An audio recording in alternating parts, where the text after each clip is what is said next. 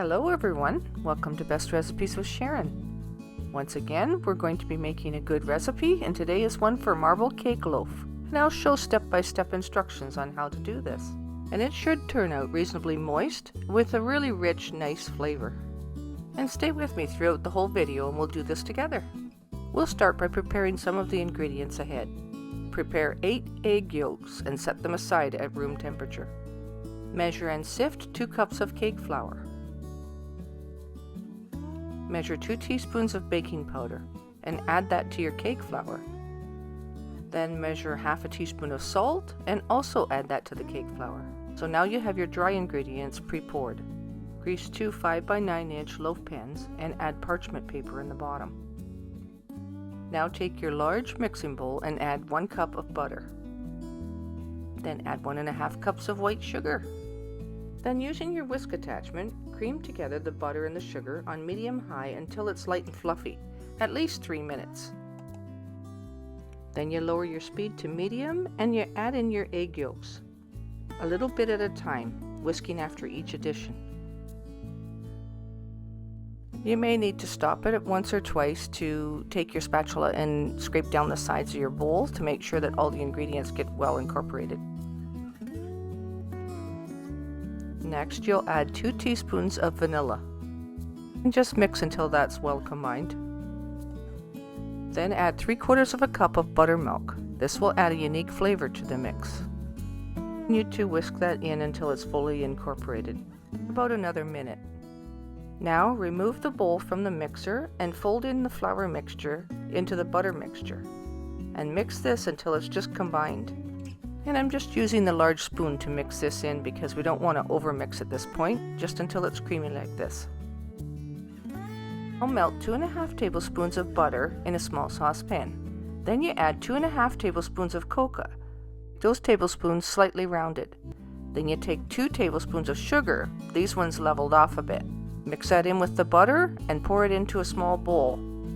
This will be your batter for making your marbled effect. Then take out about 3/4 cup of the batter and add it to the chocolate mixture. And then you mix that around until it's well incorporated. And I used my hand mixer to make sure that it was nice and smooth. Now using about half of the vanilla cake batter, divide it evenly between the 2 loaf pans. Save the other half of that batter for the top. Spread your vanilla cake batter out evenly on the bottom like this.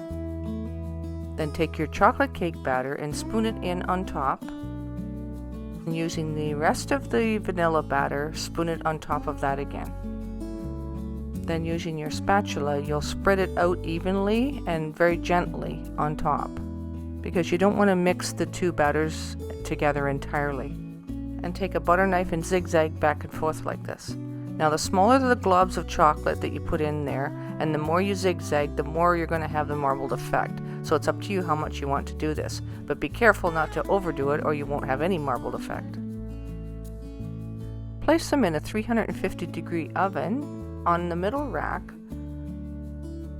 and time it for about 30 minutes, but always check them sooner, and it may take a little bit longer depending on your oven.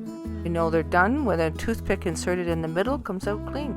And only bake them for the minimal amount of time, so keep a close eye on them and take them out just as soon as they're done. This will help to keep your loaf nice and moist. Let them cool for about 5 minutes and then turn them over and get them out of the pan and remove the parchment paper.